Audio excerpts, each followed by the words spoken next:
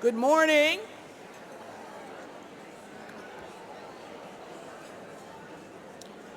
Good morning. Good morning. Woo! I can tell that everybody had a good time last night. How many have shopped on that magnificent mile since they've been here? Raise your hand. Look at there, look at there. How many don't have any money to go home with when they leave here? Raise your hand. Oh, don't raise your hand. There you go, there's one over there. I am broke. Good, I'm glad. We are so happy to kick off this morning's session. Hope you had a wonderful time enjoying all of the Chicago has to offer, and they have wonderful restaurants and things to do. No one does the summer like Chicago, I'm telling you. Well, yesterday we heard from ACL on strategies and insights on how to move the aging network forward, and a key strategy for positioning the network for the future of continued expansion of our partnerships with healthcare systems, which is the focus of this morning's general session. Speaking of expansion, before I get started, I have some exciting news, really exciting news for you, from the n4a Board of Directors. And I'm really proud because this has taken quite a while. For many years, quite a few years, for a long time, long time, we have been working to create a category of membership for n4a, and we are officially launching our associate membership category this month. So I want you to congratulate the Board of Directors for getting that done. Through our membership committee, Barbara Gordon headed that committee. I have to give her a shout out because she and n4a staff members really made that happen. So the associate members must be nonprofit entities that share our mission, but they can't be AAAs or Title VI programs, and you know why. This could be your provider agencies or otherwise don't have access to people who don't have access to national trends and information for policy analysis, but who would benefit from hearing from n4a on a regular basis. Details about this in our alumni category of membership can be found in your membership brochures on your tables and chairs. So please take a moment and read that.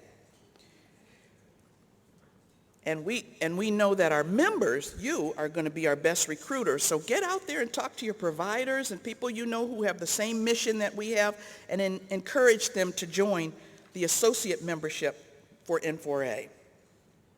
This morning, we're going to delve a little deeper into opportunities that impact health and well-being of older adults and people with disabilities, as well as caregivers. I hope you're ready for a dynamic discussion about a growing movement to make health systems more age-friendly and the critical role the Aging Network can play in making this a reality. This morning's session wouldn't be possible without the support of Aetna. Aetna is a long-standing, let's give them a round of applause. I agree. Big round of applause to Aetna. Aetna is a long-standing, forward-thinking among healthcare organizations with over 30 years of experience managing the care of most medically needed and vulnerable population, and they use innovative approaches and a local presence in each market to achieve successful healthcare results and effective cost outcomes. They offer extensive expertise serving high-need Medicaid members, including those who are dually eligible for Medicaid and Medicare, and serve more than 3 million people in 15 states. Together with states, providers, and community resources, and other key stakeholders and partners, that they offer extensive suite of programs and services that work in concert to meet the individual healthcare and social needs of our members. I would like to take a moment to ask our Aetna representatives to please stand so that we may acknowledge you this morning for sponsoring this fantastic session. We appreciate you.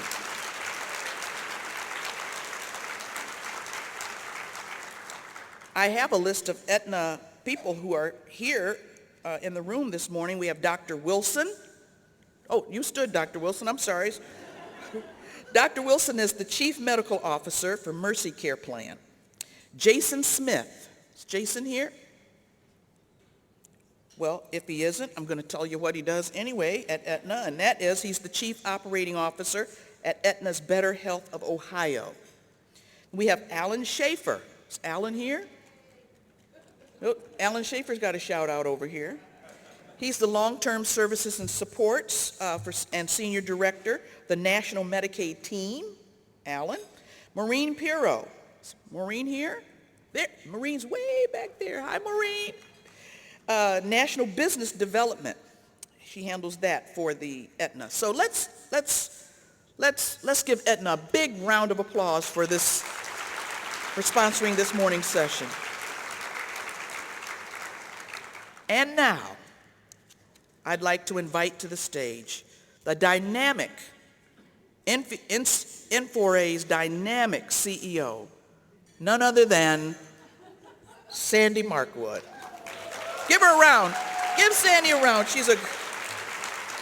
Yay, Sandy. Thanks, Kathy. Well, good morning, everyone. As Kathy mentioned, we are starting the day with a really exciting session focused on creating age-friendly health systems and really recognizing, too, the role that the Aging Network can play in supporting these systems as they support older adults in this country. Healthcare systems and payers have begun to recognize and the importance of social determinants of health, recognizing that things like transportation and housing and also the delivery of nutritious food, really all of the work that you've been doing for 40 years plays a very important role in the health care of older adults. And at the same time, it also reduces healthcare costs. The healthcare sector is starting to understand and appreciate what we have known for years, that the services and supports that you provide make a big difference in people's lives. And now there is increasing evidence that amazing things can happen when human services, aging service providers work together with medical providers.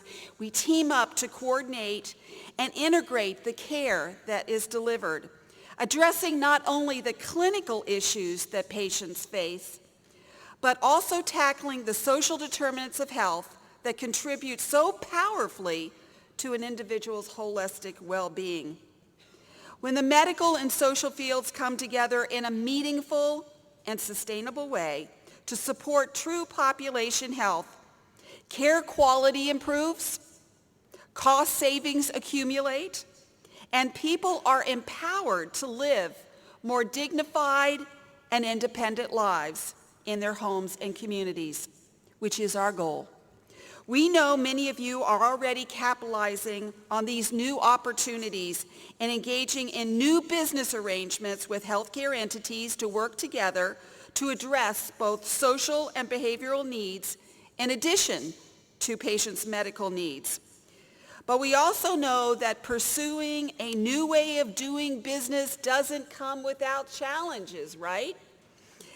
N4a's Aging and Disability Business Institute is here to help you. The Business Institute is led by N4a in partnership with experienced and respected partners in the Aging and Disability networks. We know we can't do this alone. Together, these organizations provide community-based organizations with the tools and the resources that you need, that we all need, to be successful in adapting to the changing healthcare environment, enhancing organizational capability, and capitalizing on emerging opportunities to better coordinate the care for older adults and people with disabilities while at the same time supporting their important caregivers. We know that building business capacity of area agencies on aging, Title VI programs, and other aging and disability community-based organizations is important. We know that we need to enable all of us to effectively contract with healthcare payers and ultimately to lead to improved quality of life for older adults and people with disabilities through better integration and coordination of a wide array of medical and social services supports. So I'd like to thank the Business Institute funders who recognized the importance of our mission and stood up and are helping us achieve it. We are so grateful for their leadership and their support. Led by the John A. Hartford Foundation, along with the Administration for Community Living, the SCAN Foundation, the Gary and Mary West Foundation, the Marin Community Foundation, and the Colorado Health Foundation, these funders have joined together to provide N4A and our partners, and most importantly, you, with the tools that you need to be able to develop these important partnerships between human services, aging services, disability services, and healthcare. The Aging and Disability Institute enables us to expand our efforts to provide training and technical assistance to area agencies on aging, Title VI programs, and other aging and disability CBOs, to partner with healthcare entities to provide these important integrated care opportunities. And these efforts are paying off. Based on a survey done by the Business Institute, our most recent survey, we know we survey you a lot. We know that 41% of responding area agencies on aging already have contracts with healthcare. Already, 41% of the respondents. More than half of responding area agencies on aging either have contracts or are pursuing them now, and more are jumping on board every day. We're building a momentum. We're changing the face of aging services, and in doing so, we are developing stronger and critical partnerships with healthcare. We are delighted to have with us to start off this general session Dr. Terry Fulmer, the president of the John A. Hartford Foundation, one of N4A's most valued partners in helping aging and disability organizations forge these important partnerships with healthcare. And I'd like to take a few minutes to tell you just how lucky we are to have Dr. Terry Fulmer with us. Located in New York City, the John A. Hartford Foundation is an organization dedicated to improving the care of older adults. Established in 1929, the foundation has a current endowment of over $560 million and is world-renowned for its philanthropy devoted exclusively to the health of older adults. Dr. Fulmer serves as the chief strategist for the foundation's giving, and is also the chief spokesperson for advancing the foundation's mission. Dr. Fulmer is nationally and internationally recognized as a leading expert in geriatrics and is best known for the conceptualization and development of the National Niche Program and research on the topics of elder abuse and neglect, work that has been funded by NIH. Her recent effort with the Age-Friendly Health Systems Initiative in partnership with IHI is a potential game changer for how we think about the care of older adults across the care continuum. Dr. Fulmer has received many prestigious awards and invitations for named lectureships from noted universities. She's held faculty positions at Columbia University, where she held the Anna Maxwell Chair in Nursing, has also held appointments at Boston College, Yale University, and the Harvard Division on Aging. She's also served as a visiting professor of nursing at the University of Pennsylvania and Case Western University. And she's a trustee with the Josiah Macy Jr. Foundation and chair of the Bassett Healthcare System and co-chair of the National Academy of Medicine's Forum on Aging and Disability and Independence. Wow. We are so lucky to have Dr. Terry Fulmer with us this morning. Dr. Fulmer, I call you to the stage.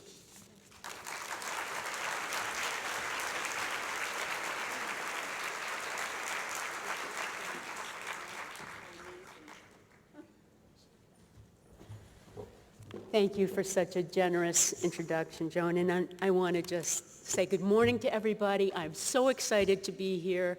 I follow your work not only daily, but I would say hourly, as I listen to all the stories of the way in which you change the lives of older people everywhere, and I thank you.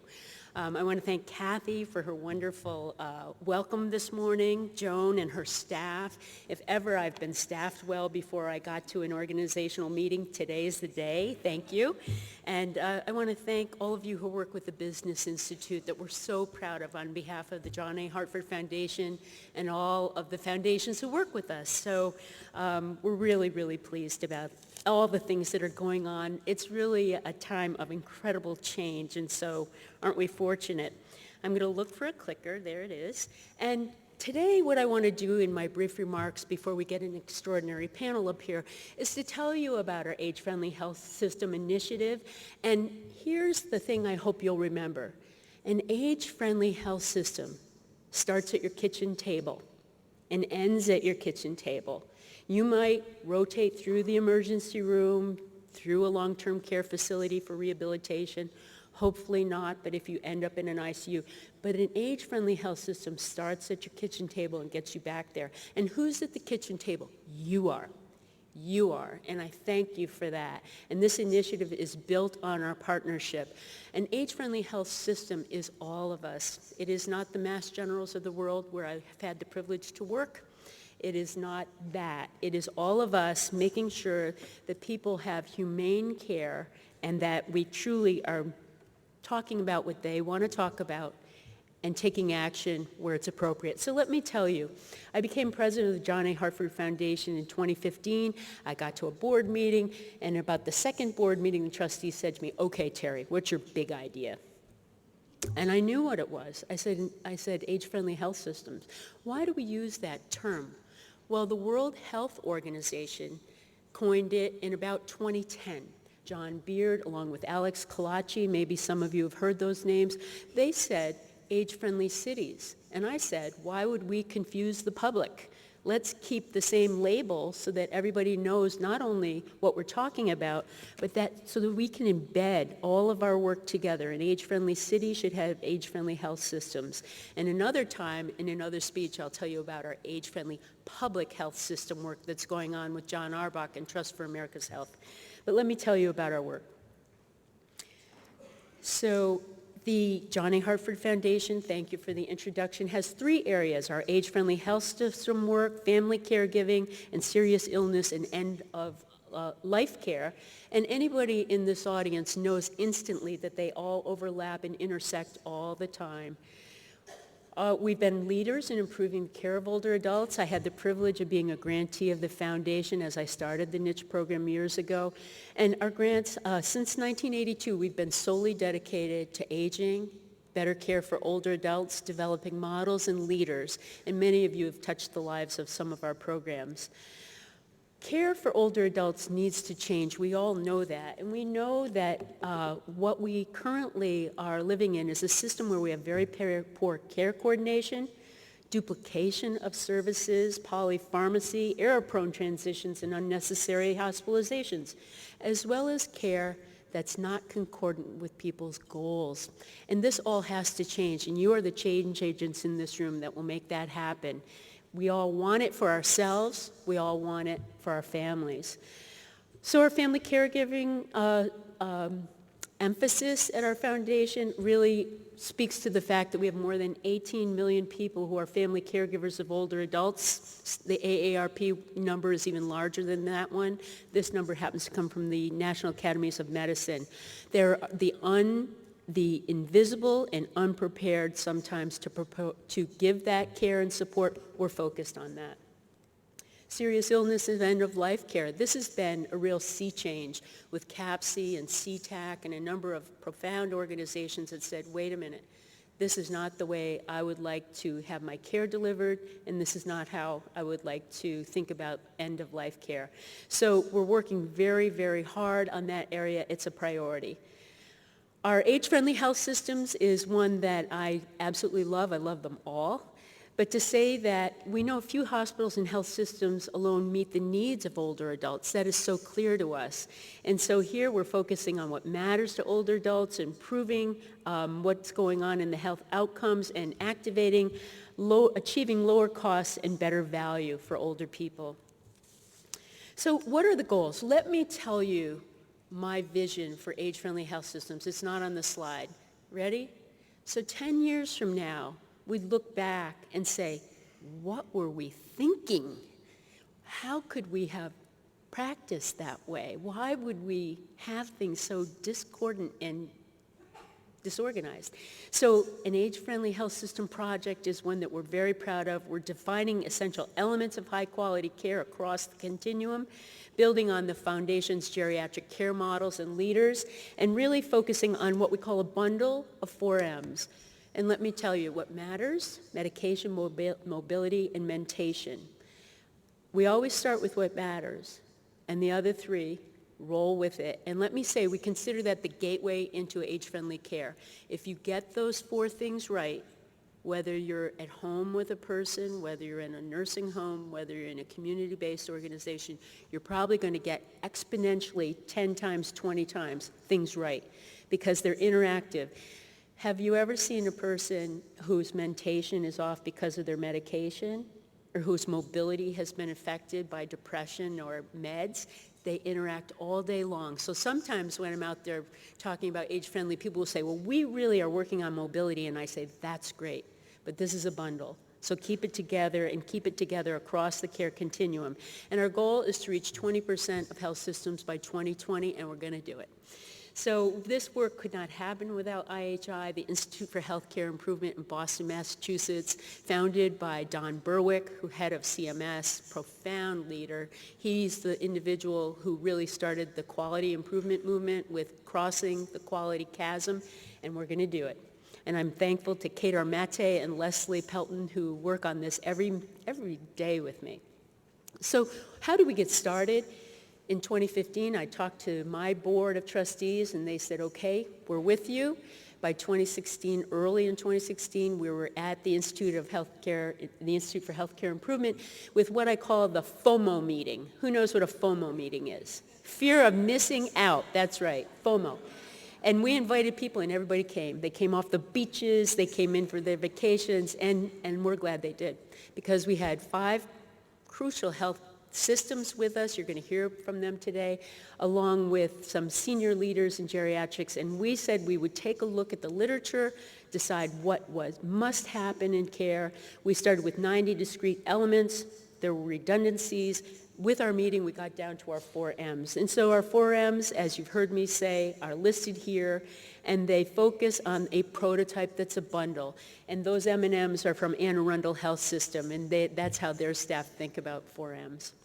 So when we think about the evidence behind these, it's profound. You know, asking what matters lowers patients' utilization by 54%, and ICU stays drop by 80%. Imagine that. Medications. Older adults suffer adverse drug events and have higher rates of morbidity. They're on 5 to 10 medications. If you're lucky, it might be 15. They're interacting all day. The nurse in Clinic 1 doesn't know what's going on with the nurse in Clinic 2. I am a nurse, I can say that. The mentation, depression is profound, and mobility. Older adults who sustain a serious fall-related injury require an additional $13,000 in hospital operating costs. That's not what we want. And I read a very interesting paper last week that said, we will pay for your hip fracture, we'll pay for your rehab, but we won't pay for your grab bar, and we won't pay for the nursing attendant who might come help you. That doesn't make sense. Measures, we have many. And they're very tight measures from IHI, because at the end of the day, when we go to CMS and we go to Joint Commission and we go to the American Hospital Association, people want to know how you're measuring it, how do you know what the difference is in terms of cost and quality. And so this is an extraordinary part of our work. The partners I'm so proud of. Anne Arundel, Ascension, Trinity, Kaiser, Providence, St. Joseph's, and look at the American Hospital Association, the Catholic Health Association are with us. And what could be more powerful than these early adopters who said, Terry, we're with you, shoulder to shoulder, let's get this to happen. So I thank them publicly, I thank them constantly, and they're my heroes. Scaling up, we started in phase 0 where we really got our literature and our measures together. And the next step, active prototyping, which we're just going to be concluding in a meeting in September. Our prototype phase will be done, where we have an exhaustive set of guides, scale-up guidance and measures that are ready for our what we call our campaign. And I love that. This is not a project. This is a social movement. And I want you all to say, I demand age-friendly health care, and I demand it for me, and I demand it for my family. It's a social movement. We have Marshall Gantz. Who knows who Marshall Gantz is? California grape pickers, right? A social activist. And Marshall's team has been working with us so that we get the language of social movement. Forget about projects. Forget about grants. I want you all to say, I demand age-friendly health care. Our results, this is now more than 70,000 patients have received age-friendly care, 5 health systems with 26 sites in 7 states. And let me tell you something, Trinity is in about 38 states. We're going to hear Tony talk about that. So when you touch a system like that, you have an immediate opportunity for something that goes like whoosh. And that's what we want. And we want to make sure that we're in the communities with community-based organizations who in many places are the pivotal linchpin initiating age-friendly. This is not a top-down, welcome to New York University Medical Center where I've worked. This is what's going on in the boroughs, how are we going to whoosh it up. That's a technical term, whoosh. Got it? Okay. So community-based organizations are essential. We know that. I don't have to tell you that. Healthcare does not happen without these programs. I think of a patient I took care of recently, and I could tell you immediately that when we discharged her, she was coming back. Because I got the phone call where she said, there's no heat in my house, and there's no groceries here. Well, she was post-op for GI surgery. How long do you think that's going to take before she's back? Hi, Donna. Nice to see you. So community-based organizations are the essential components. They know how to tell us about the 4 M's. They know how to lead the conversation and hold everybody in the system accountable, from the clinicians in the acute care setting to the payers to the long-term care facilities.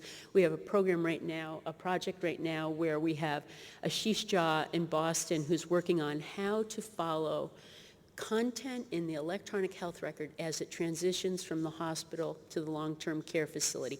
I don't have to tell you how that's going. We have the data to show us that it's not moving, and we need to get it everywhere. So when I think about our Action Community Initiative, which is going on now, if you go on the IHI webpage, it will tell you how to get in. You do not have to wait to be invited. You're in. And we're convening like-minded organizations in the community to rapidly scale and spread the 4 M's so that everybody is thinking about healthcare in the same way, so that we have common language, so that we're talking to each other in a way that we all say, I know what she means. And that's really important. And we'll bring in the first 100.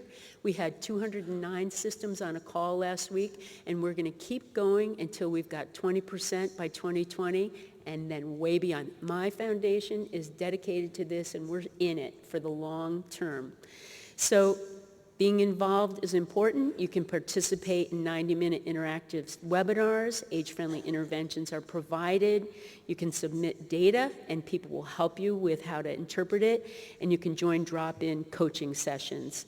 Becoming a part of the Action community is exciting, and you can also go ahead and take a lead on this by just going online with us.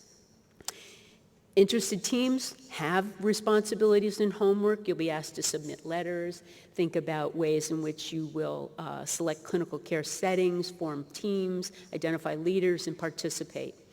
So as I think about the work today, I'm so grateful to all of you for your work in making sure when my family gets back to their kitchen table, there's somebody there for them, for heaven's sakes. And this is our moment where we're going to change the way we think about the continuum of care. We want age-friendly. We're going to do it. Thank you for your attention this morning. Thank you very much.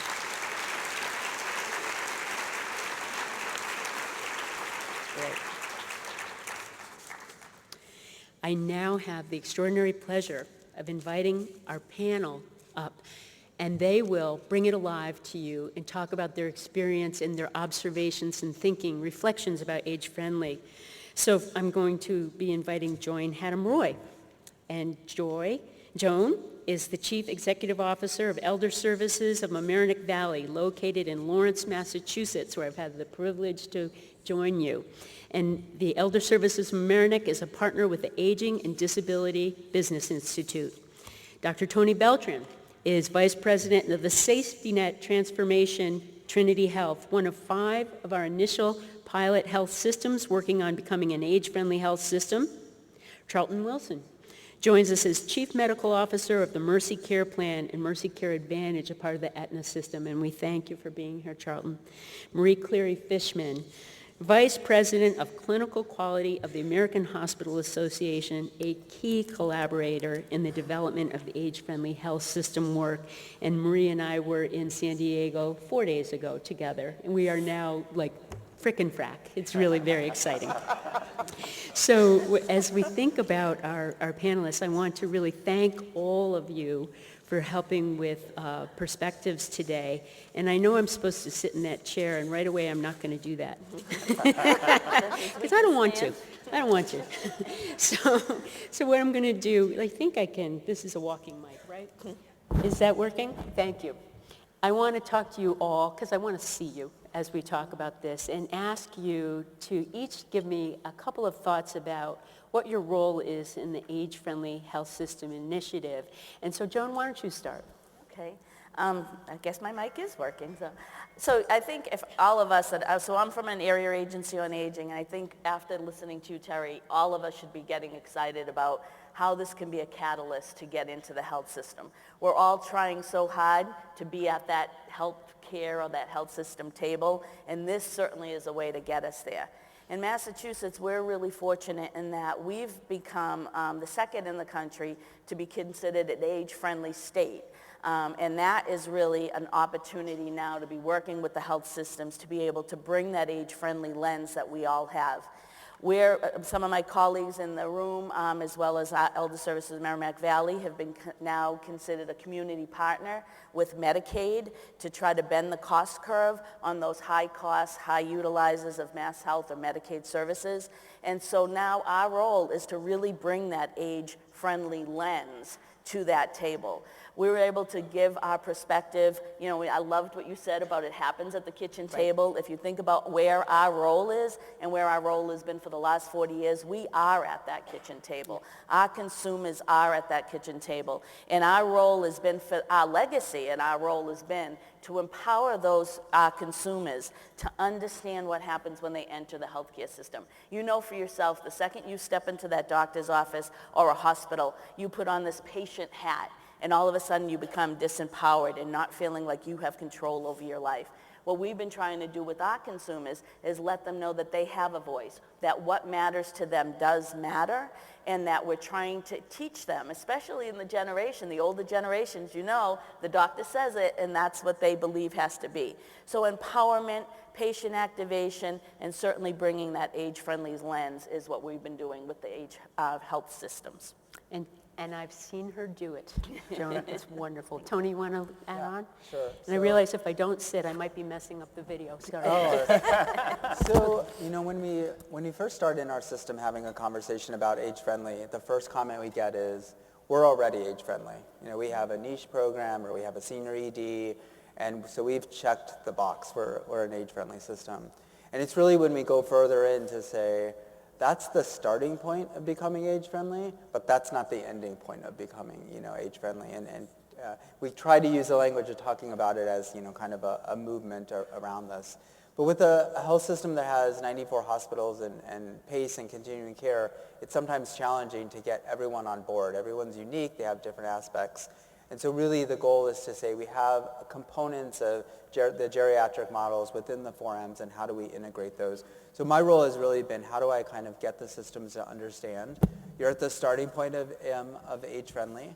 A lot of this work is really core geriatric care. We're not asking for something completely different. It is core to the work of what you're doing. But then get them to see if you really want to become an age-friendly system, there's more to do. And usually there's a point when they say, we're already age-friendly to, oh my gosh, we're not sure if we can do that. And it's at that point that you get that they really get a better idea of what's there. And then it's easier to kind of move through that process. We started in really just one of our regions and then are starting to slowly expand. The goal being if we can get some success in one area, we can replicate that in other models. But really for me, it's been someone that is trying to champion the work, which has been great working with Terry and everyone. And you do champion it. We thank you so much for all of your effort. It's incredible, Tony. Thank you. Want to lead on, Terry? You bet. So I'm representing myself as the Chief Medical Officer of Mercy Care, a local nonprofit health plan. Also representing Aetna Medicaid, the management company that also manages Medicaid long-term supports and services in a number of states, and in general representing the role of a payer. Throughout today, I'm probably going to use the word payer and health plan interchangeably, and I just sort of use a very broad term in that area. And I'm going to say there's really three roles that a payer would have in this situation. The first one's pretty easy, payer.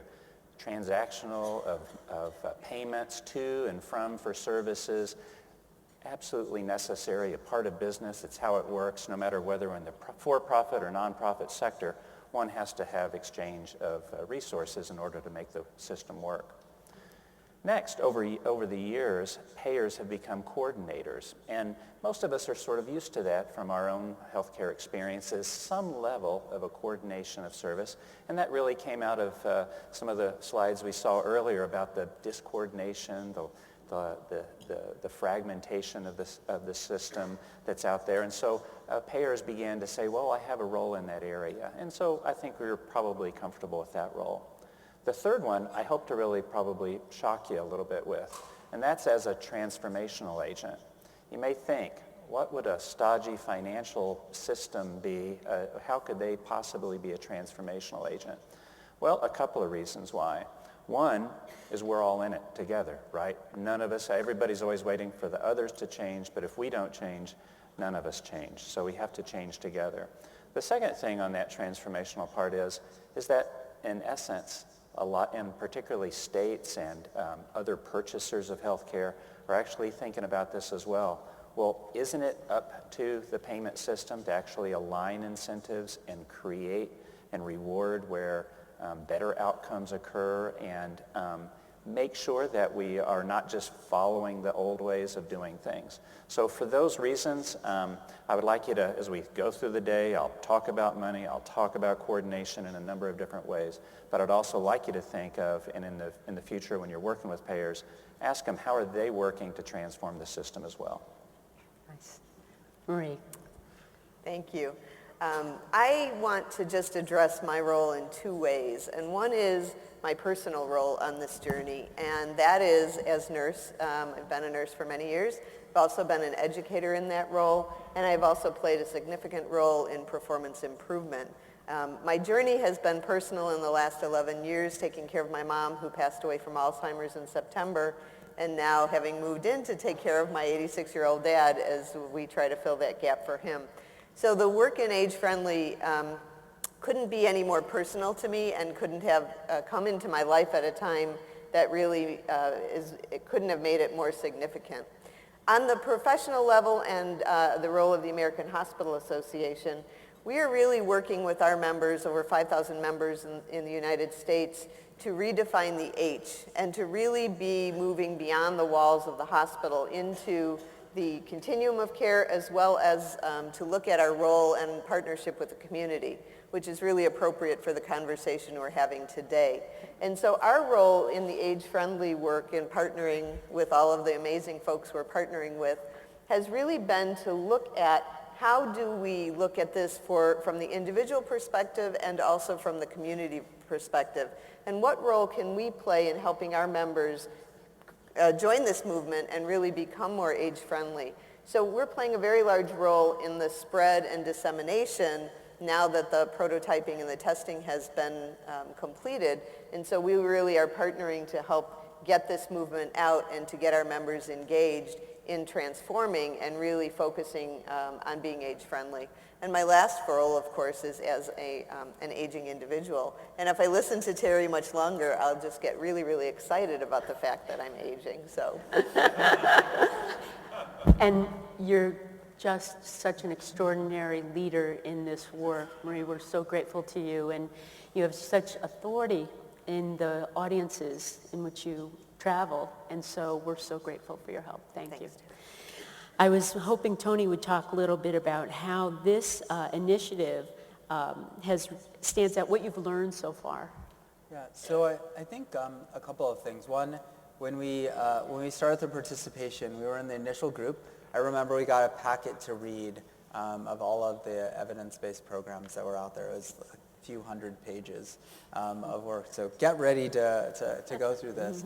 But what happened is that became the basis for the work they were doing, and we said we want to follow those models, but we don't want to necessarily say every hospital has to become niche and senior ED and all these components. But within many of those geriatric models, there were a ton of threads that were kind of going across. So I think the different pieces, instead of saying you get to select one and then check the box that you're an age-friendly system, it really is about changing the mindset around how they are doing care and leveraging those best practices. I think the 4Ms gives a simpler framework that people can kind of understand and move through there. And now, as the rest of the work is going, I can take it to a CEO and say, here are the workflows that you kind of have to have.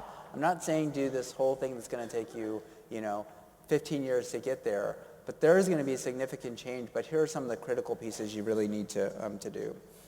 So in addition to the 4Ms, the one that kind of is the thread throughout them is around communication.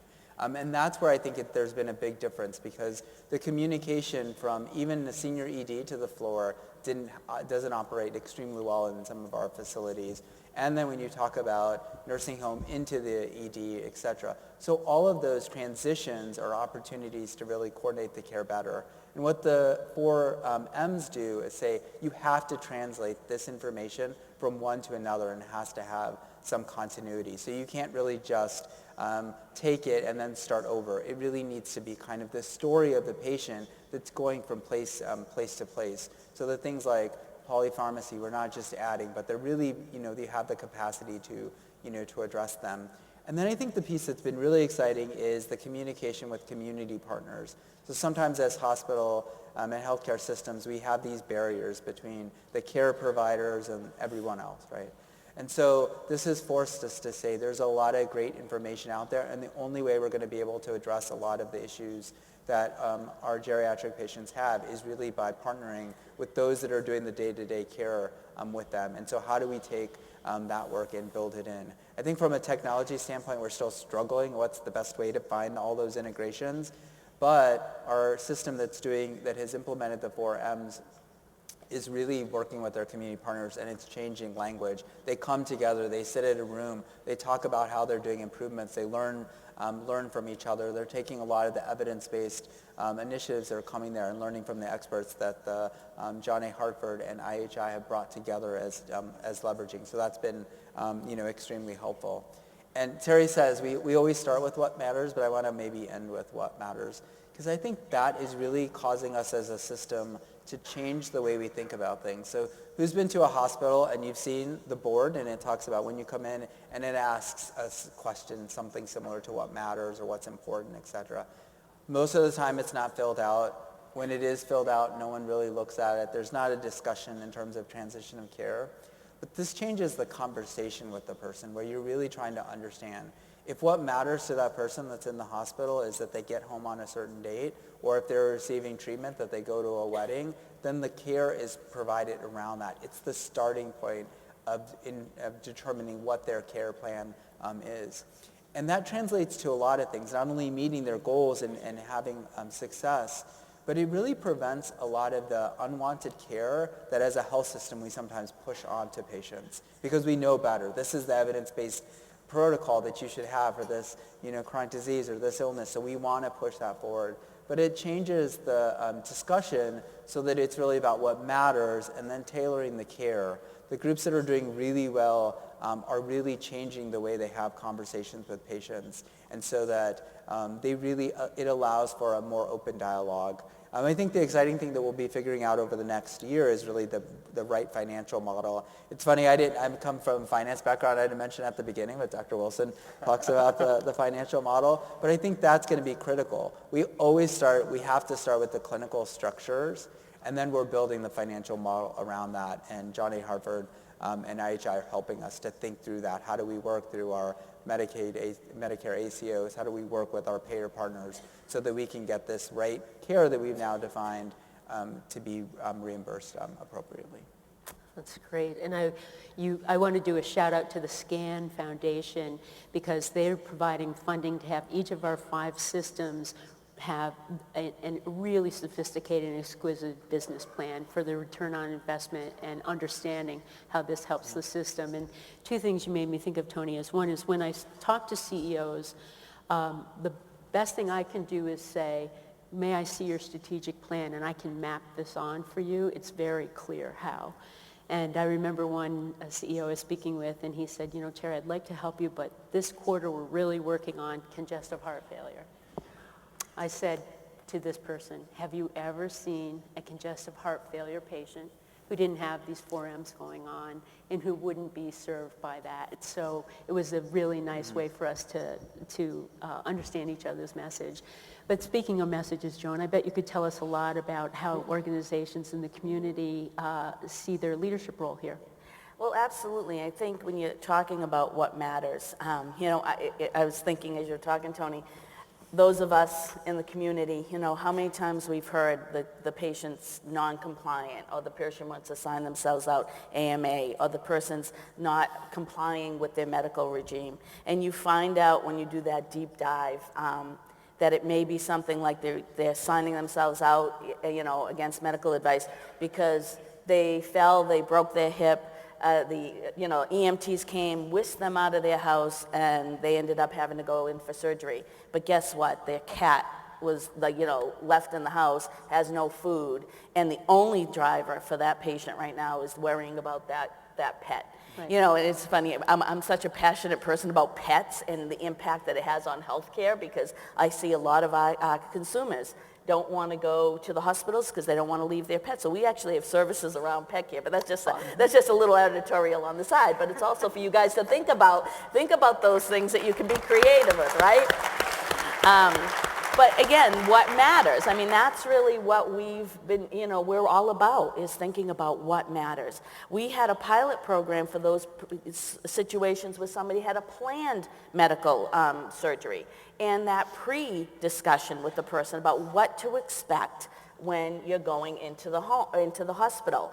And, the patient really not understanding that I've got to think about these things beforehand, and that improved their outcomes so much better when they were prepared for it. So as a CEO, or as, community-based organizations, that we know what those social determinants of health are, and we're so excited that it's actually a thing now, because for many years it never was a thing.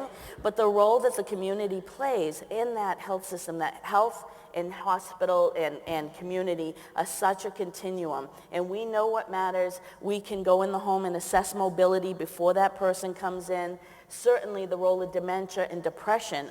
All of us do that PHQ-9 to screen for depression out in the community, and now we have evidence-based programs, not medical evidence-based, but community-based evidence-based programs. And you're going to get a handout, I think Mary said after, or it's going to be a resource that's going to show you the crosswalk between all those 4 M's and how our evidence-based programs like Healthy Ideas for Depression, or Matter of Balance programs that teach somebody how to not fear falling, or chronic disease, like understanding what does it mean when I have diabetes. We had a great situation, not great, but it was such a poignant situation for me, because it showed how when the person came out and was newly diagnosed with diabetes, and the doctor did his due diligence in explaining, you can't eat carbs, you need to eat more protein, and this person had a language barrier and really didn't understand what is a carb.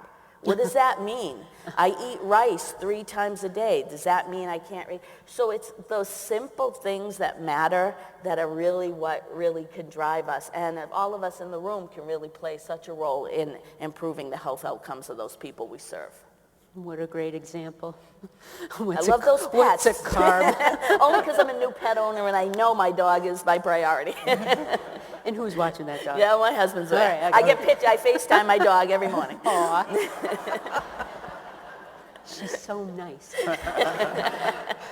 Not just my husband, but it's my dog.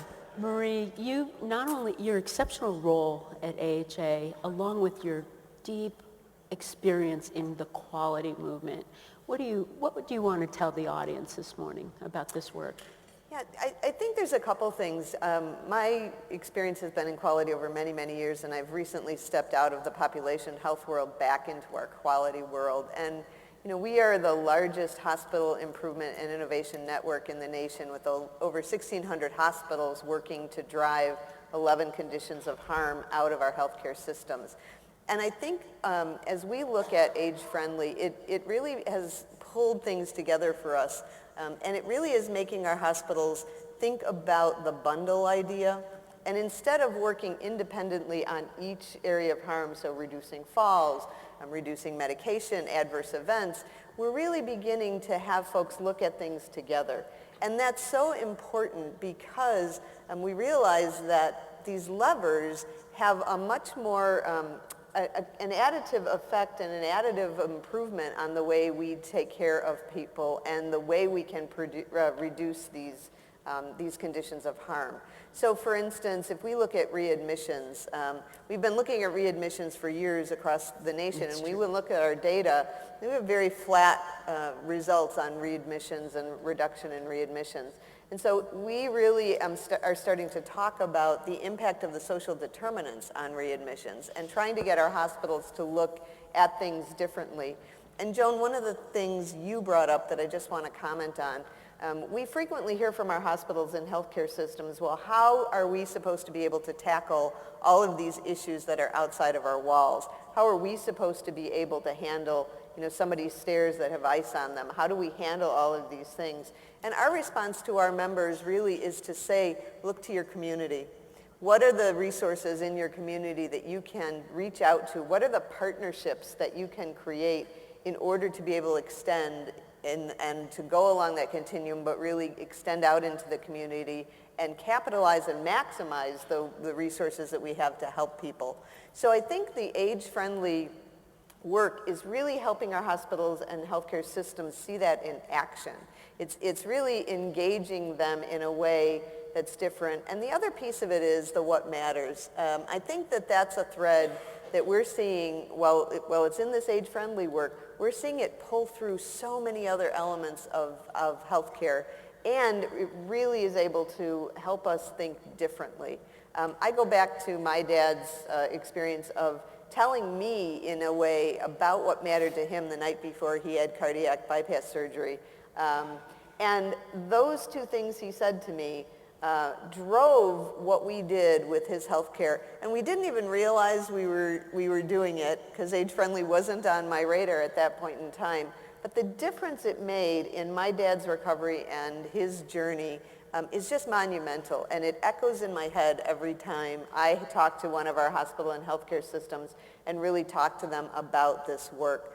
I think the other thing that's really important is we're also talking about redeploying resources. So it's not necessarily a new thing. It's not necessarily bringing in new technology or adding expense to a system that's already overburdened and really dealing with limited resources, but it's really looking at the resources you have and redeploying, looking at that through a different lens, and I think that's what's so important.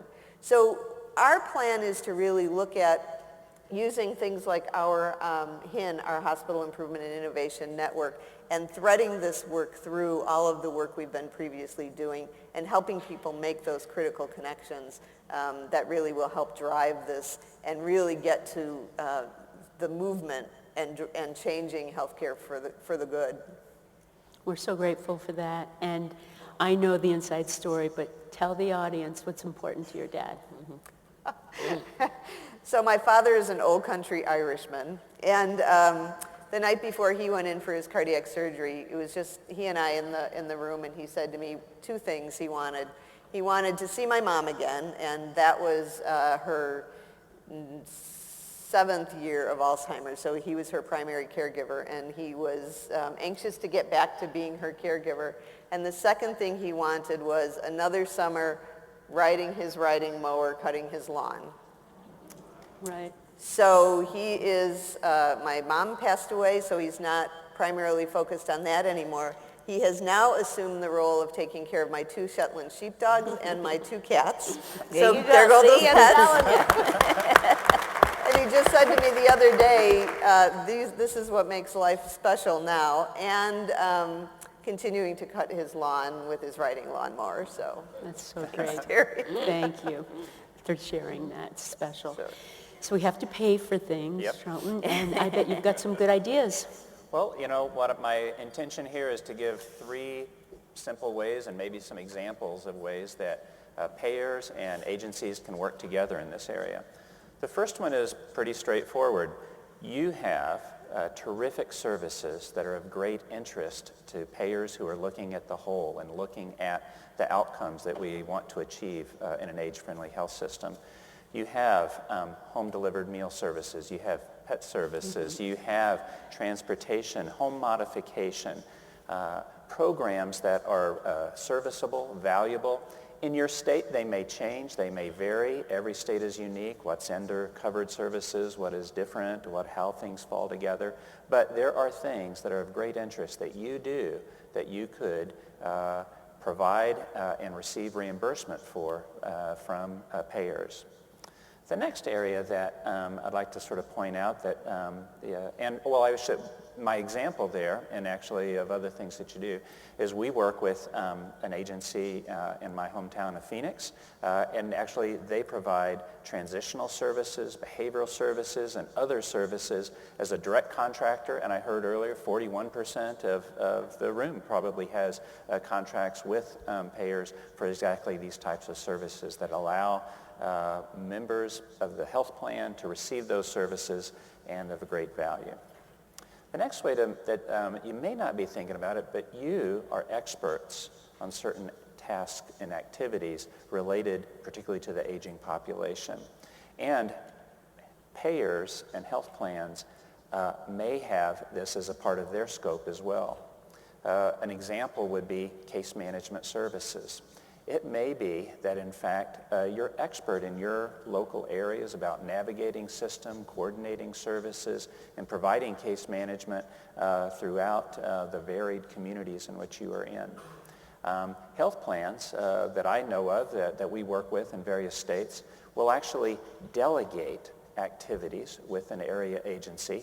And that's a very technical term. I'm going to talk about technical later, but it's still a paid service, but it's actually assuming some of the administrative functions on behalf of the health plan for this coordination service, and in a way, actually not only supplementing the work that is existing there, but making sure that it's coordinated and community-based. So it can be a very effective way that a health plan works in a local community through a delegation process or a delegated contract. Can you give an example where one of those are? Well, I know that Aetna Better Health has had those in Ohio and in Illinois and has worked with the area agencies in those areas to actually make that work in a very successful model. Thank you. And the last way that I think can work together is without actually exchanging resources. Now, this is obviously hardest for us all, right? Because this actually requires us to talk, sit down together, plan together, and actually believe that we're on the same team. But it is possible, and I'll give you ways that do this. First of all, we already know that we do this, and I'm sort of having fun there. We know that all of us actually are often serving the same populations. So when your agency is holding a educational event on end-of-life care, that's actually fully in alignment with the payer and, of course, the health systems as well that are there. So how do we make sure that we're all doing that together? How do we align that so that that educational event is seen as all of us together and appropriately meeting all of our missions? You may even have grants that are important to the people we all are serving, such as making sure that they know they're eligible for Medicaid or know that they're eligible for Medicare, and what benefit does that bring to the person so that they have the full scope of their benefits, and then how does that align with the payers, because now saying, great, we now have a benefit that we can administer and payments that can begin and accesses to services there. I'm going to give one other way that I think is really interesting, and we've done down in Pima County in southern Arizona, co-locate. We have, you may have an office where you have case managers who are working in a community and getting out there. Well, the payer may say, well, you know what, I have case managers who are out there, and maybe even then we can coordinate it so that when your case manager that works with that person and now they are on Medicaid, well, now they can seamlessly transition over to the Medicaid case manager, and now we're not duplicating services. We're leveraging each of our resources to their maximum. And best of all, hopefully, to the person and to their family, it's seamless. All of the issue about who's, what, and where is behind the scenes, and that person and their family just experience, I was taken along my journey, wound up back at my kitchen table, everything working wise. So those are 3 ways that we can work together. I love those examples. As you speak, I think of 2 things. The first is all of us working on building trust. And let me talk about hospitals for a minute, where I'm most familiar. The redundancy that goes on has to do with not doing the handoff correctly and not trusting your community partner. Why would I ask somebody something twice if you already asked? You already asked. So how do we finally break that barrier where I say, I don't need to do that. They did a beautiful job in the community. Here's the information. Now, I recognize that things change day to day, but we could save a lot of time there. Yeah. So that trust, the co-location is an example of where trust is built. Right. So it's really in those handoffs and in those trusting environments that we will make some progress. People also talk a lot about practicing to the top of your license or practicing to the top of your skills. Right. And there too, making sure that when all of you are doing something better than what we might do in other care settings, that we recognize that and do the handoff appropriately and forget the redundancies. So I'm excited about the progress we'll make there. I think that when we think about building systems, we have to also be thinking about social determinants, thinking about the needs of older adults as they change, cultural sensitivities. Joan, you want to comment on that at all? So, yeah, I thought you might. All of the above. It's a challenge. Yeah. It is a real challenge to, find out what matters, to address all the different, cultural Tell diversity. the audience about your town, because I know about your town. So the area that we cover in Massachusetts, it's called the Merrimack Valley. And what's interesting about us is that we run along the border of New Hampshire, so opportunities for us to move into New Hampshire. If you have any New Hampshire people here, let's talk. But we have one of the richest communities, like obsessively rich communities, to the most poorest community. So our care managers in any given day could be servicing somebody who, has a son who just took all their money and is a protective service client, but yet they live in a multi-million-dollar house, to somebody who's on the street, literally in the road that we have to find under a bridge.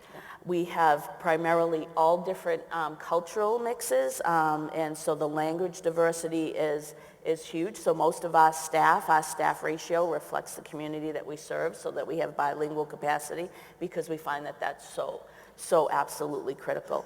I think to some of the points that I've heard earlier, that the role that we play, and I loved what you said, Terry, about that handoff, that trust. In order for us to be at the table, and you mentioned a lot of good opportunities, we want to be our new motto is we want to be at the table, not part of the menu. If you're not at the table, you're on the menu.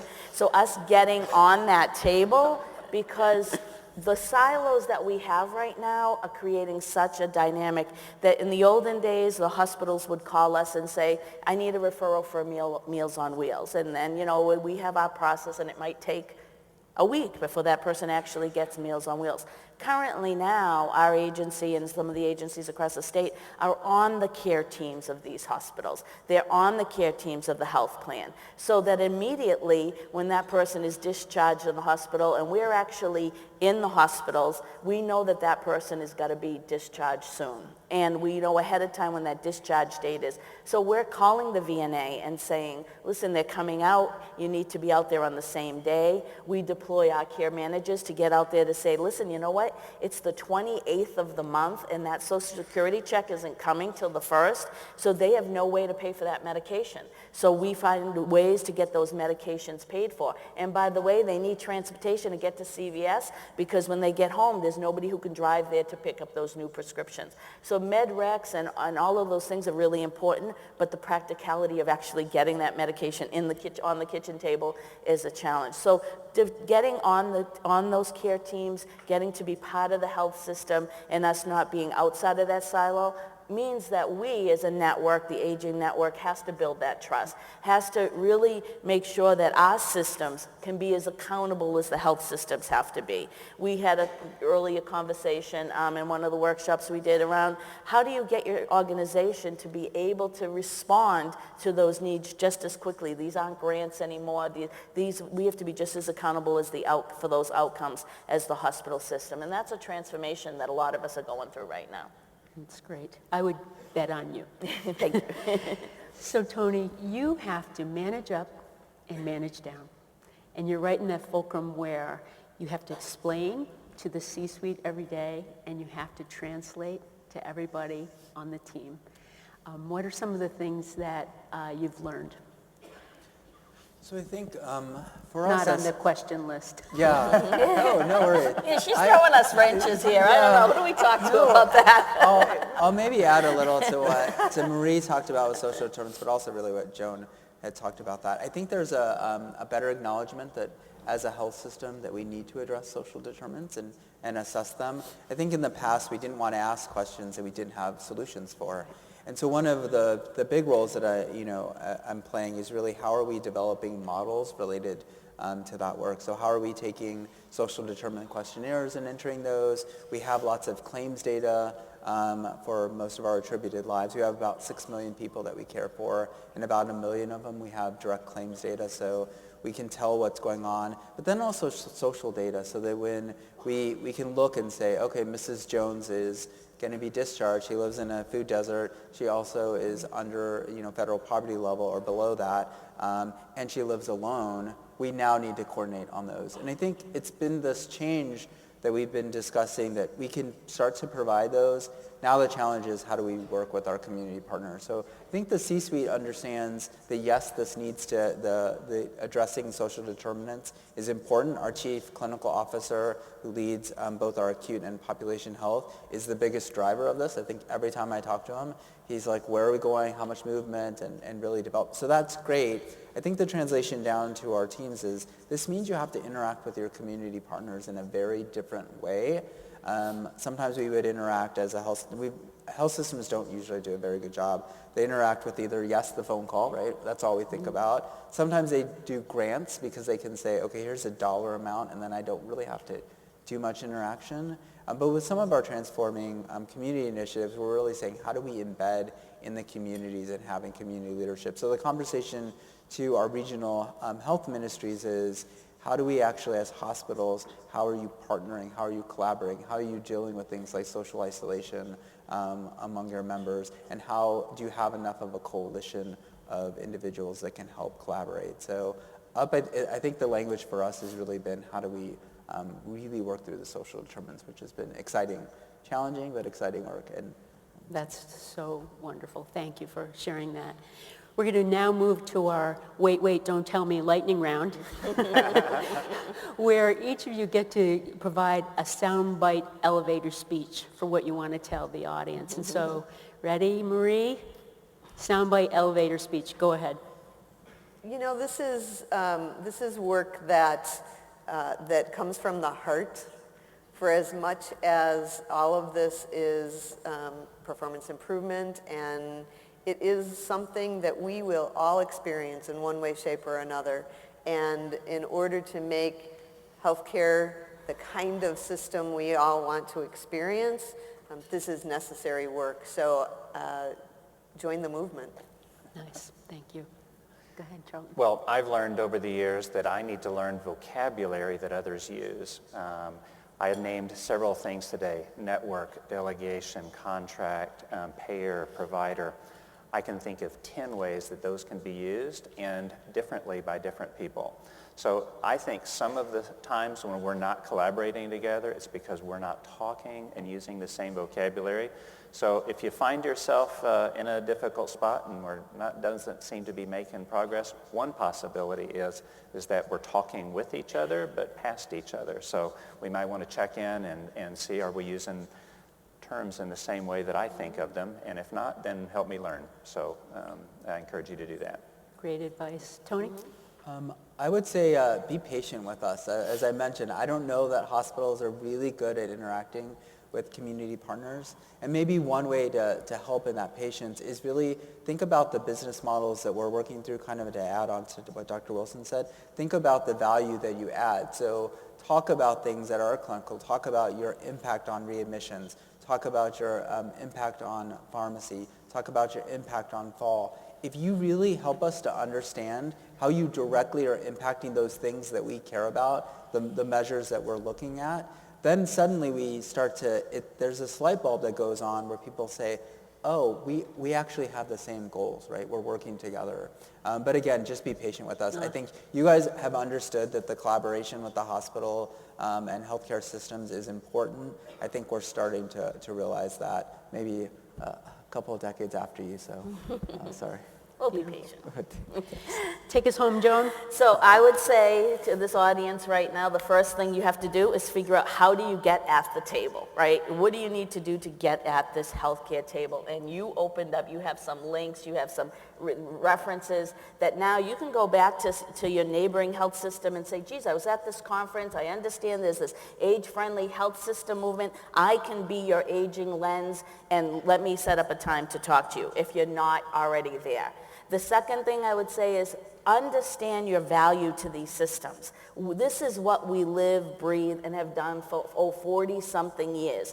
And don't be intimidated by, all of these things that we may feel like we're not experts on. We are the experts on aging, and there's no need for them to recreate the wheel because we have it.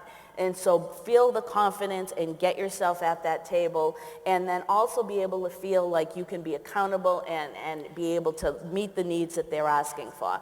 And then finally, my motto is always, you just say yes. If they ask you to do something, figure out a way to say yes. It might not be the rate that you want. It might not be the money that you want. Don't do it for free, because we don't want to do that anymore. We've been doing that for years. But figure out a way to be fair, and figure out a way to say, I'm going to figure out how to do this. Give me, I'll get back to you next week, and say yes, and be flexible. That's so great. That's perfect. So say yes. And let me just also say, can you imagine a better panel to speak to us this morning? Can you help me thank this magnificent panel? Fantastic. Now, as Sandy joins us. Thank you so much. And we're not done yet. Dr. Fulmer and the panel have agreed to answer some questions. So we have mic runners in the room. When I point in your direction, if you could introduce yourself before you ask your question, that would be great. And the lighting up here is such, I'm hoping to see your hands. So raise your hand if you have a question. And staff, mic runners, you may have to go like this. Okay, Autumn, I see you over there. We can't see anything. Orion Bell with Sequoia Aging and Home Solutions in Indianapolis. So as an area agency on aging, how would we incorporate the 4 M's into our traditional lines of services in the community? Can you take that? Do you want me to take that one? I think you're already doing it. I think if you really do a deep dive into currently what you do, we are addressing every one of those. Certainly the what matters is so clear to what we do as an area agency. Your education, your role in the agent information, being able to empower patients to be active patient activation with the health system. Your mobility program, your transportation programs, all of those fall into those M's. Certainly the dementia and the role that we play with caregivers can't be underestimated. So I would almost suggest that you kind of bring your leadership team together, compare the 4 M's to what you're currently doing and connect the dots, and I think you'll be surprised that a lot of what you're doing currently would meet those criteria. And that's what we're hearing from people. Can I add? Great. maybe? Other questions Tony right here? wanted to just add something. Go ahead. I just wanted to add, I think, be very practical and say within the 4 M's, specifically what are you doing with mobility? You guys have the great capacity to help us, as health systems with medication, because you're in the homes, you know what people, are taking, you understand changes in that medication. But most importantly, you guys are better at having the conversation about what matters to the patient and helping to translate that work. If you come to a health system with these are the ways we're able to help, don't pick just one or two. It really does require all 4. But if you say these are the specific things that we think we can help, once you get to the table, it's very practical for us to understand that collaboration. Right, and I would just also add, earlier you talked about the language. I think it's important, so as you're interacting with healthcare systems, if we have a common language that we're bringing to the table, and I think age-friendly health systems can give us that, I think that really helps with the translation. And then the other idea is just the bundling. It really, really makes a difference when you start looking at things together. When we look at patient falls, and we look at medication, and we look at mentation, and we look at these other things, it really changes the lens through which we look at how do we eliminate falls. So I think that bundling is also important. And the last thing I'd say is that IHI on their website, and particularly if you sign up for the intranet, has remarkable resources for you. The documents are created to go across the care continuum, so there are some documents that are more specific to community-based organizations. And we're learning a lot from the 5 health systems, from their community-based organizations, and so the material is there. And the way that material will improve is by having all of you check it, test it, and give us feedback. So thanks. Great, wonderful. We had a question right here in the middle. Good Jaime? morning, Jaime from Florida. This question is for you, Marie. First of all, thank you for sharing your personal journey with your parents.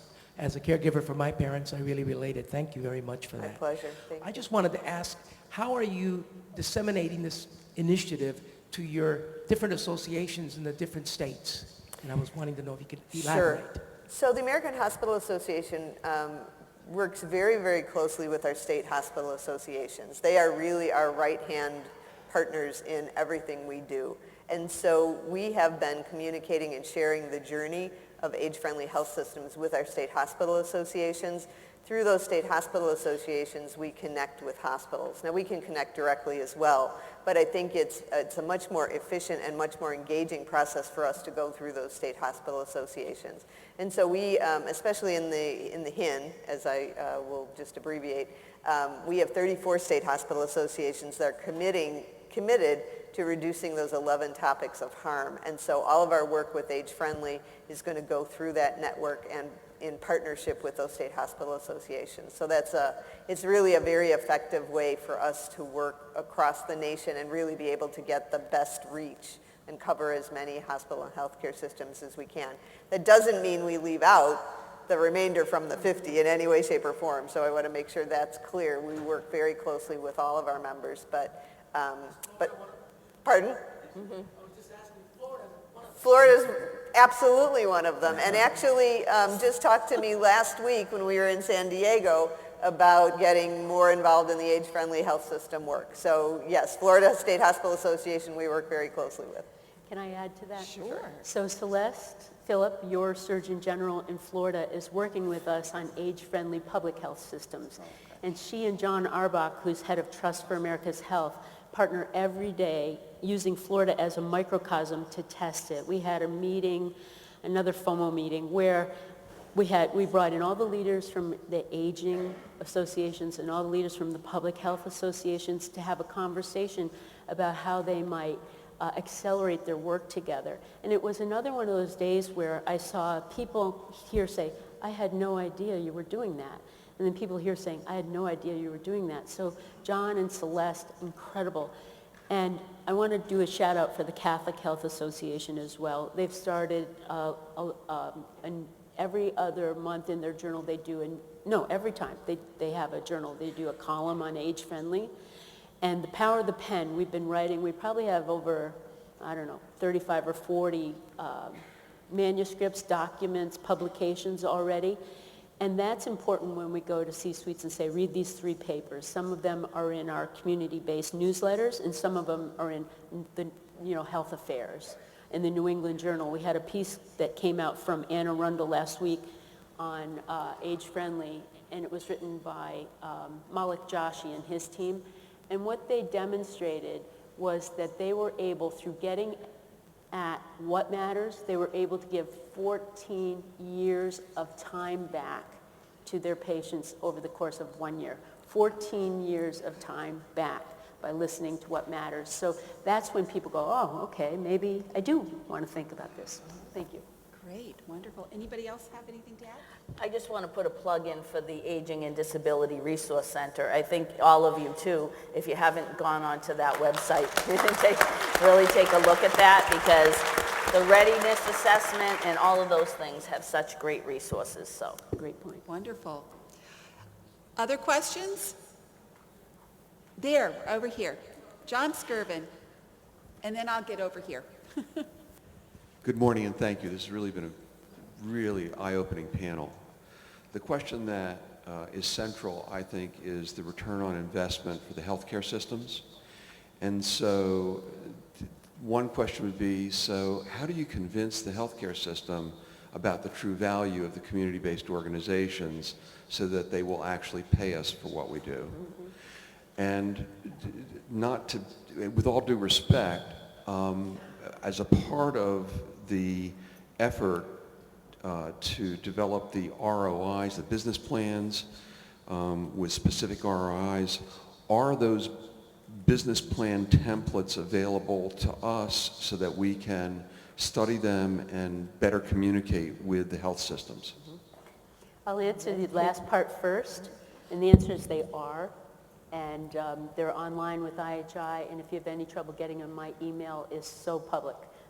Just let me know and I'll send them to you. We believe that full engagement in these business models, and SCAN, who is funding it, is just so committed to making sure the community-based voice is not an add-on. This is a synthesis together. So please take a look and give us your critical eye. I would maybe add one thing about ROIs and how we think about them as a system, and the work with SCAN I think is going to help the age-friendly work as well, because it will translate not just admissions but readmissions, but how do you drill that down. But I think the one challenge that as health systems, sometimes when we go to community partners, we want we want to understand that ROI and we want to be able to prove it. The hard part is it's usually part of an overall system. It's not one thing that's actually making that change for that person. It's the collaboration. So sometimes we caution with the work that we're doing, when we look at it in combination, because most of the patients that we have an ROI or we do that are complicated patients. They're touching care management. They have pharmacists as part of their care team. They have community partners, community health workers, etc. So what's the one thing that actually changed their readmission rate? probably all of them. And so that becomes a little bit of a challenge. I think if you go to a health system and they want just that one ROI, you might want to help them think a little bit more globally that we need to integrate as part of a system. And then you could look at those that are part of that larger structure versus those that didn't receive care. And that's maybe a better way. Because sometimes if you're just trying to improve the ROI on your one intervention, it's sometimes really difficult to do. So. And I would say the same thing. I think many times we're trying to actually just renegotiate individual fee for service. We're all having trouble changing and transforming ourselves. But that may be the place where states who have fully managed long-term support and services, or that there is a global capitation payment that includes both the home and community-based services as well as the cardiovascular surgery as one whole piece. That's one way to do it.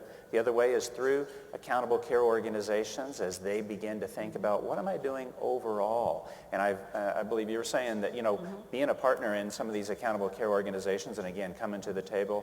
So within there, when you start looking at the whole, that's where I think we can start to shift and actually demonstrate value by supporting of the social services. So even if it's a matter of maintaining the total global capitation payment, doing it in a location that meaningful to the person and to their family, and actually resulting in that better outcome, and thus the value improvement in the value equation. That's great. And not to underestimate the fact that to include in your ROI or your value proposition, in order for the health system to create the system that you already have as it exists, they don't want to get into the business of information and referral or tapping into all the resources. You already have that, so that's part of your value proposition to the healthcare industry.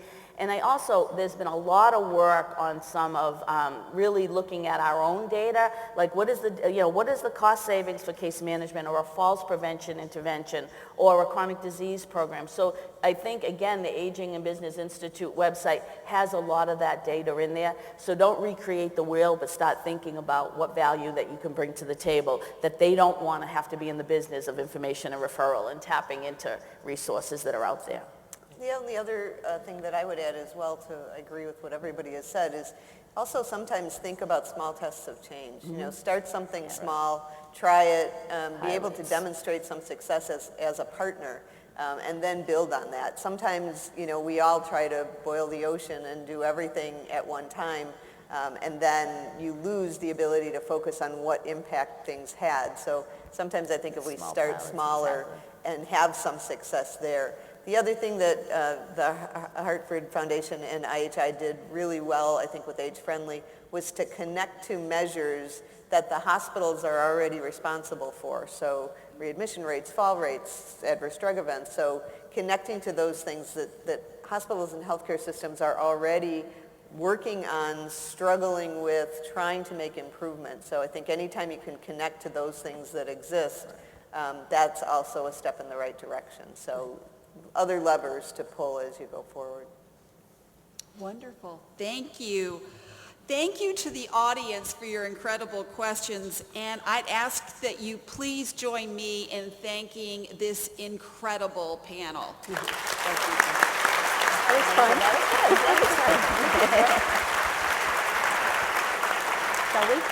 So we're also excited, and Dr. Fulmer mentioned it, to be releasing a brand new Business Institute resource that was created with the Evidence-Based Leadership Council, called A Crosswalk Between Evidence-Based Leadership Council Programs and the n4a, and the 4 M's. So this publication, prepared by us and the Leadership Council, really will dive into deeper many of the points of discussion today. This resource demonstrates how evidence-based programs address each of the 4 M's of age-friendly health systems. Evidence-based programs, as we know, are an important way for the aging network to support age-friendly health systems. So that is a new resource that's available to you.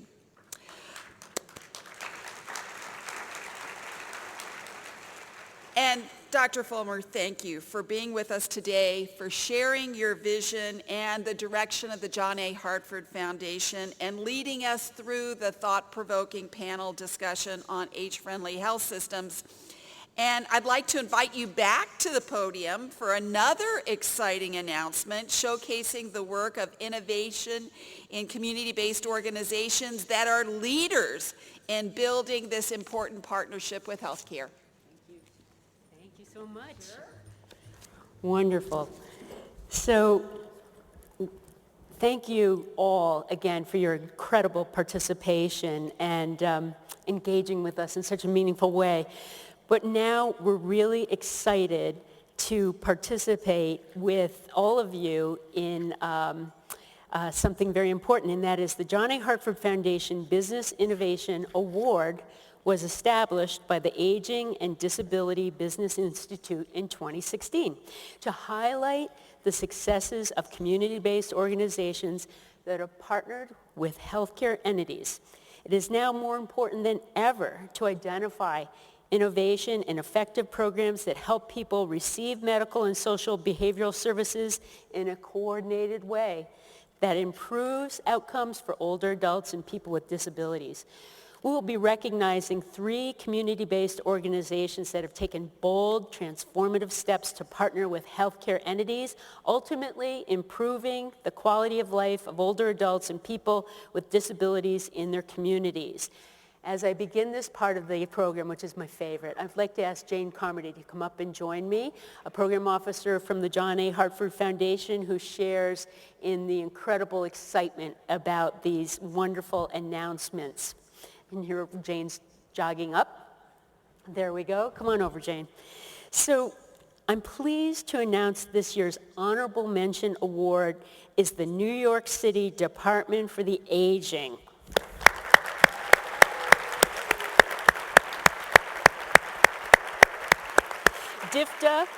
DFTA is committed to helping the 1.5 million New Yorkers age in their homes and communities. As the nation's largest area agency on aging and also a local government agency, the DFTA partners with a network of over 400 community-based organizations to provide a variety of services, including care coordination, case management, respite care, home care, evidence-based care, and health classes. DFTA has also formed a partnership with the New York City Health and Hospitals, provider system, doing business as One City Health Services to bridge the divide between the city's aging services network with the public hospital system, and the partnership has served 400 unique individuals and reduced avoidable hospital utilization through improved care transitions. Now, just because I'm from New York City does not mean this is fixed, and what I want to do is thank Donna for her incredible leadership. Congratulations. How fun is that? How fun. That's so great. There you go. There's our photo. There we go. Thank you.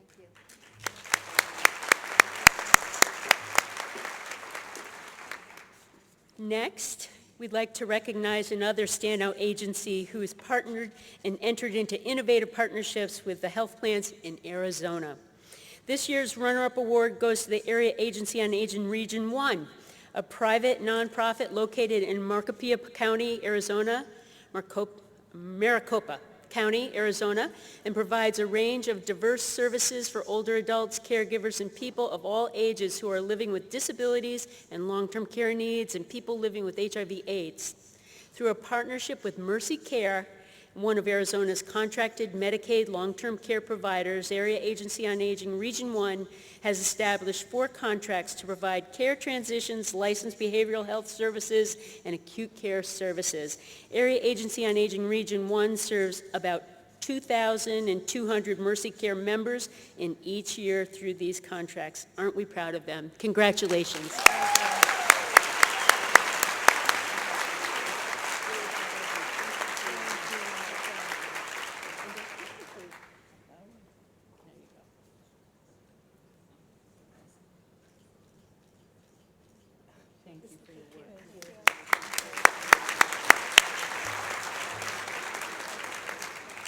Now, drum roll, please.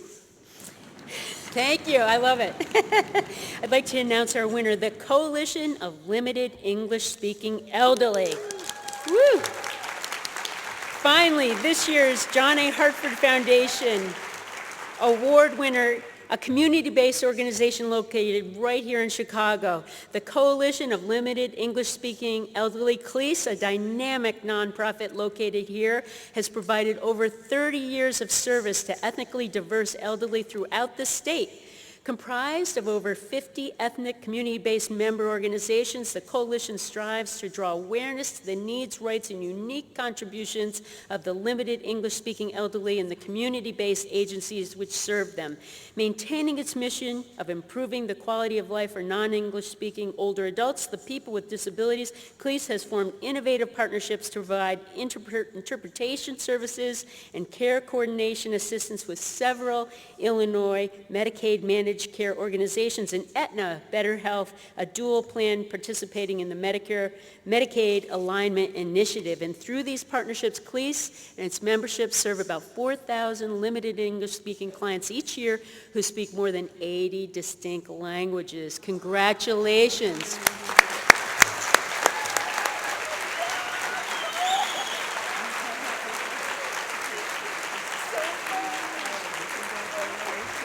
I will make it for this. I'll hold it. Yes. Wow. Oh my God! Look at that crowd!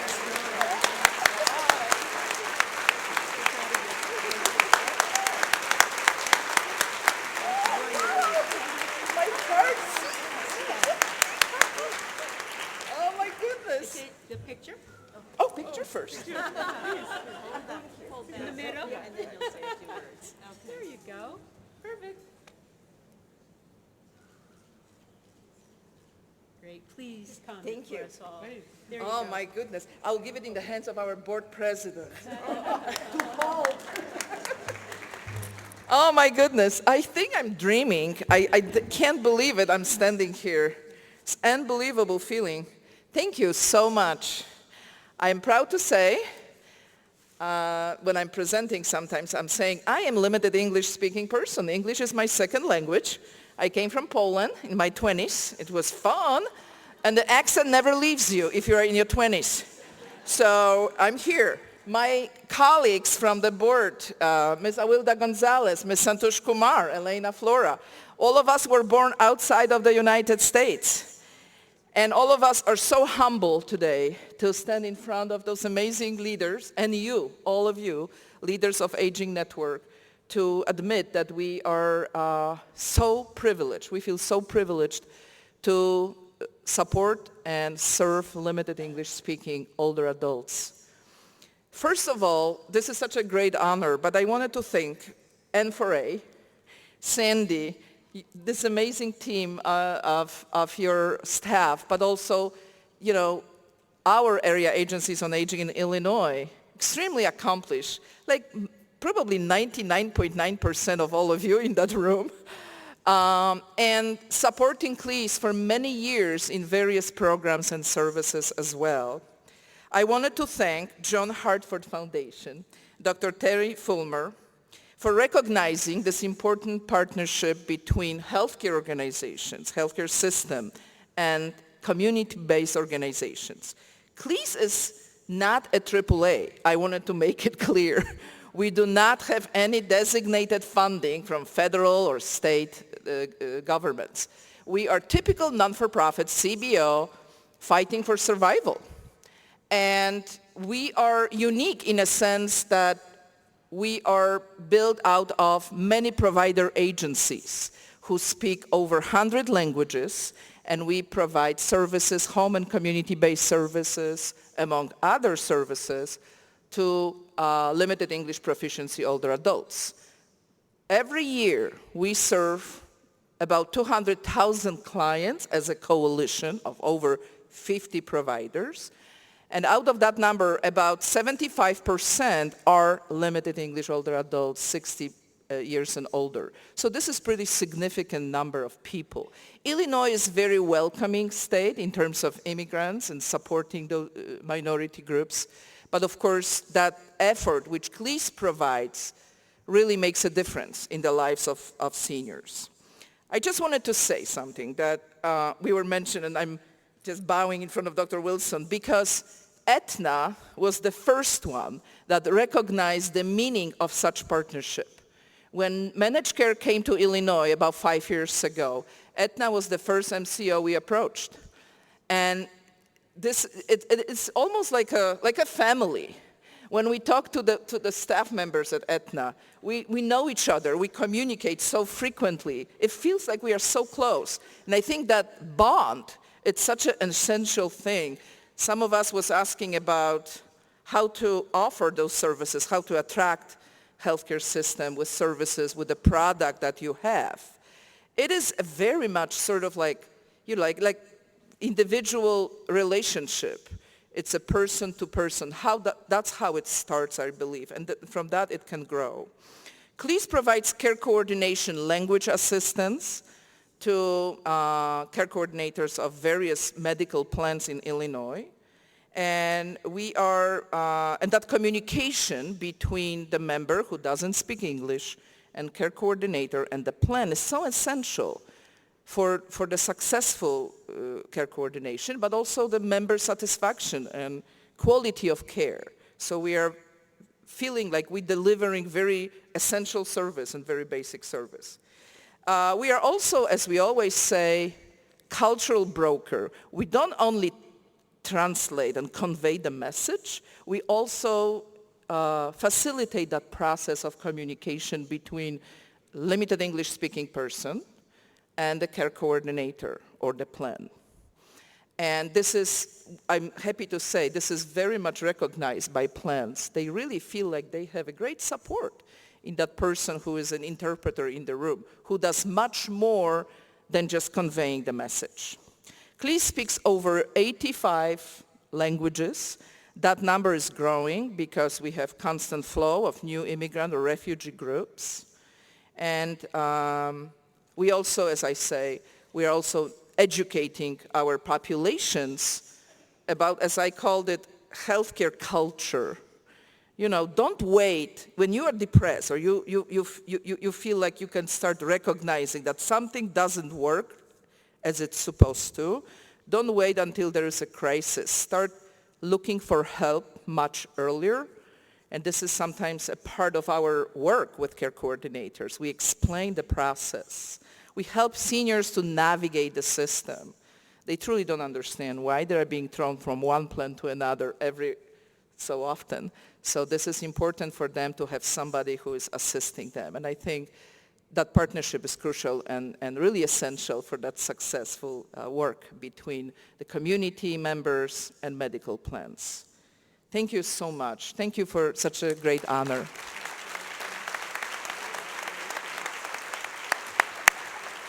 Congratulations. Congratulations to all of this year's Business Innovation Award nominees. Now I'd like to invite Sandy back to the stage. Thank you so much.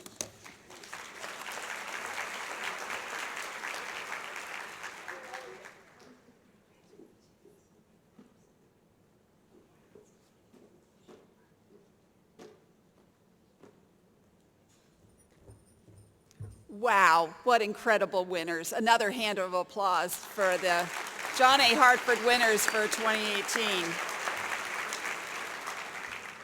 I tell you one thing, in a room like this, we are truly, truly blessed to be in the company of so many remarkable individuals, leaders in the field. Look around you. Look around your tables. Look around this room. And you will see people who have made, and for many of you, made your entire career focused on improving the lives of older adults, people with disabilities, and their caregivers. You're on the front lines every single day, doing the hard work, sometimes thankless work of making our communities safer, better places, more dignified places to grow older. Places where those living with disabilities and those living with chronic or serious illness can lead productive lives and make choices for themselves. You are all here because of your commitment to our mission, to your mission. And your incredible capacity to deliver on that mission without compromise or cutting corners on quality service. Leadership, commitment, passion, hard work.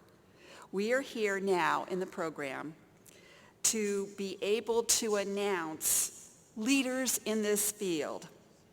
It is truly my pleasure to be able to announce the 2018 Excellence in Leadership Awards. This award recognizes AAA directors and Title VI directors or their affiliates who have demonstrated exceptional leadership capabilities at the local, state, or national level in advancing the mission of the Older Americans Act and preparing communities for the rapidly aging population.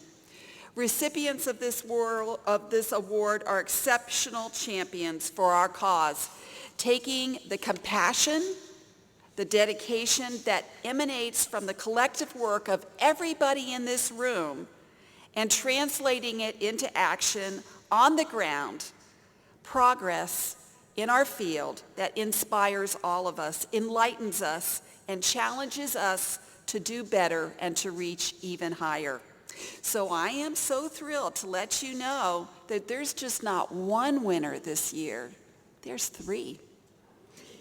Each of our winners of this year's award in no small way models all of the qualities I just outlined, and then some. So please join me in congratulating our first of our 2018 Excellence in Leadership Award winner. Ready? Drum roll. Okay. Roberta Sue Slinkard. Roberta, are you in the room? Come on up. Yay. Roberta is receiving this award for her decades of service to the Older Americans Act Title VI program. She's a member of the Osage Nation, and she serves as the director of the Osage Nation Title VI program. She's an advocate for the older adults for all of the programs that she served, and she is a champion of the Aging and Title VI Network. Roberta. Thank you. Appreciate it. Thank And you. we're going to get our picture taken really quick.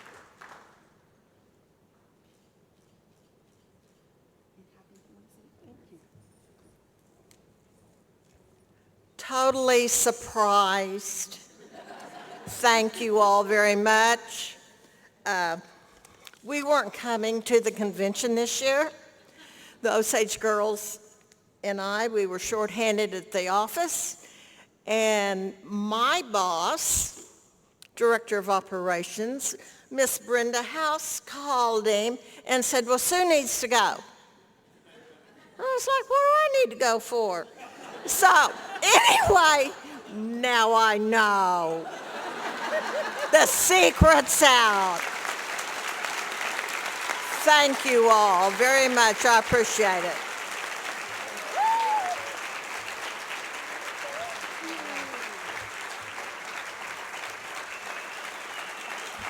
Among the is it on?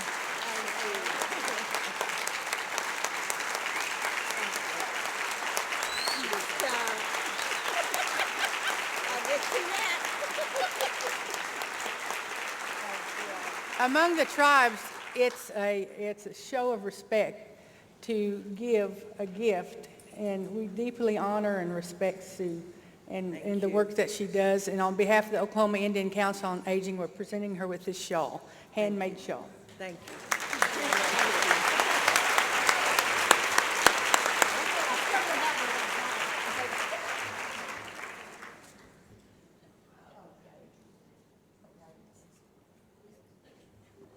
Are you ready for our second Excellence in Leadership Award winner? Drum roll again. Come on, you're all right. John Skirvin.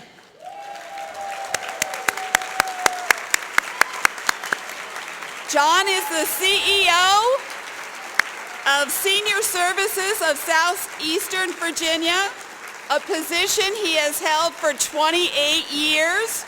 John led many of the initiatives, including the adoption of No Wrong Door, helping to fund the Advanced Care Planning Coalition of Virginia, and the implementation of new community center for older adults that includes senior housing and a number of other services. John. Congratulations. Thank you. Thank you.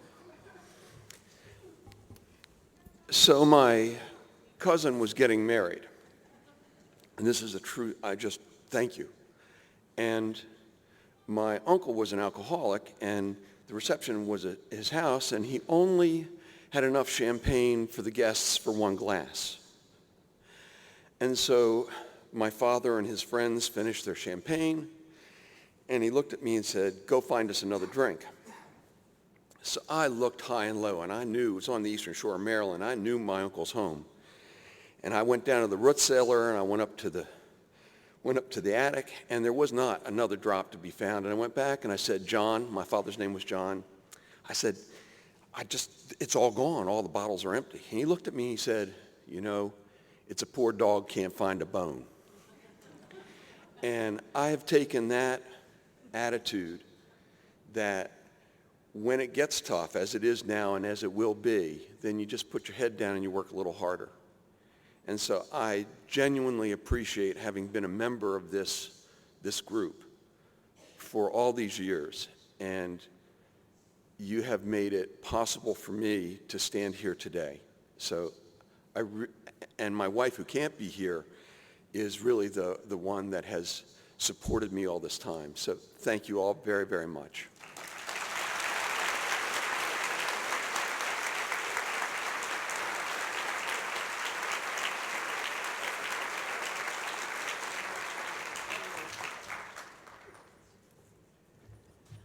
We're not done yet.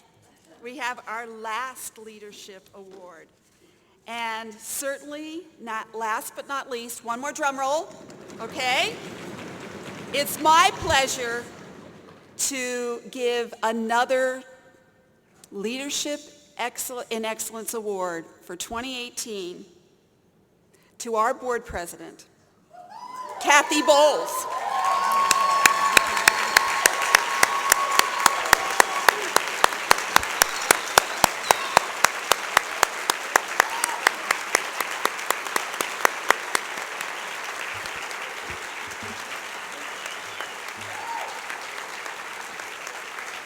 In addition to being our board president, since 2016, Kathy is the president and CEO of the Valley Area Agency on Aging in Flint, Michigan. As board president, Kathy has implemented two special committees that are really driving the future of aging. The Mission Forward Committee, with a focus on building the capacity of the network, and the Diversity Task Force. At Valley AAA, she has implemented many new programs and continues to lead the advocacy efforts for seniors during Flint's water crisis. Kathy is an incredible leader for this organization in Michigan and the field of aging, and I am so, so proud to give you this award.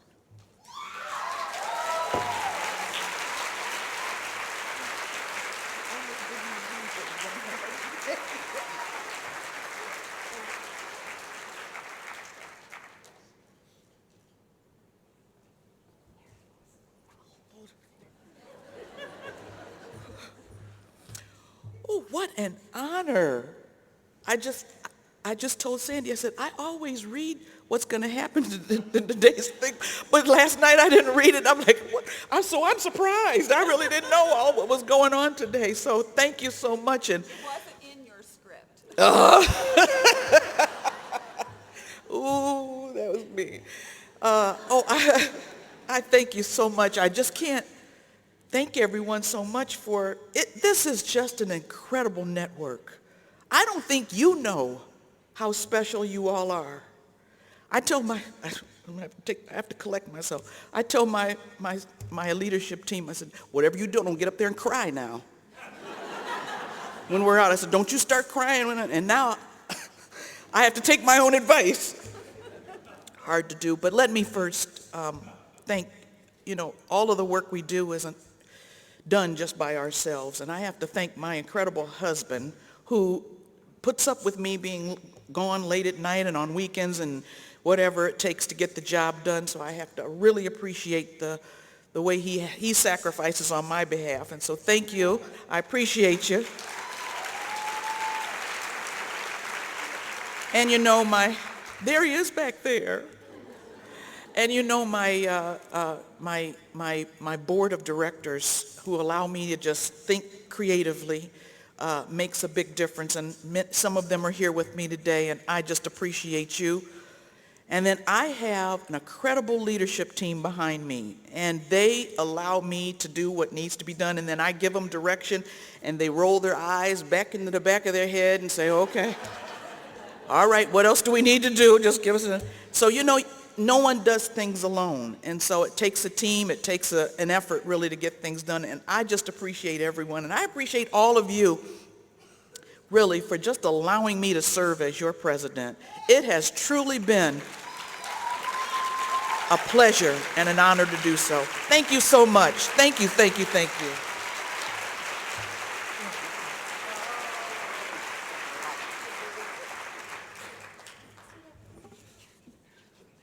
Oh, we're going to get a picture with everybody.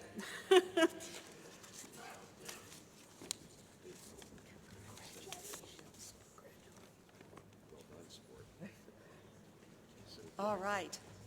Got it, Charlie? The rose between two thorns. Excuse me. Oh, this is seventh heaven, I'm telling you. Oh, he wants us to stand this way. All right, look at Charlie.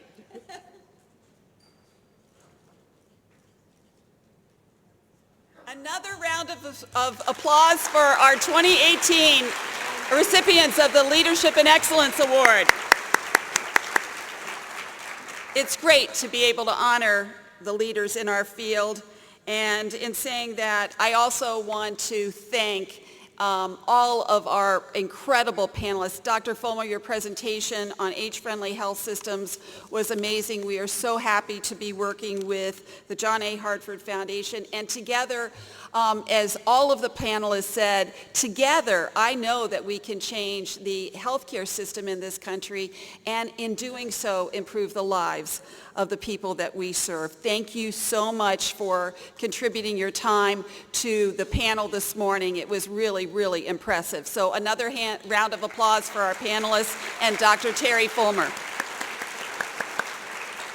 And again, a round of applause to our sponsor today, Aetna.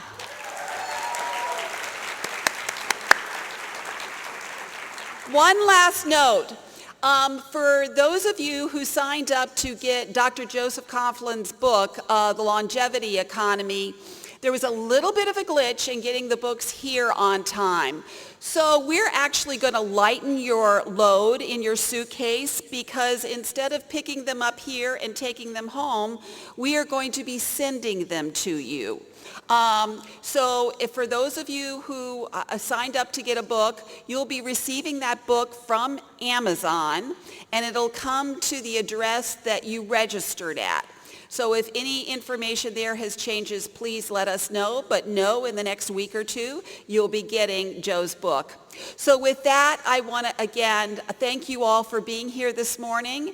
I wish you a great day as you go through the rest of the conference sessions, and have fun. Take care.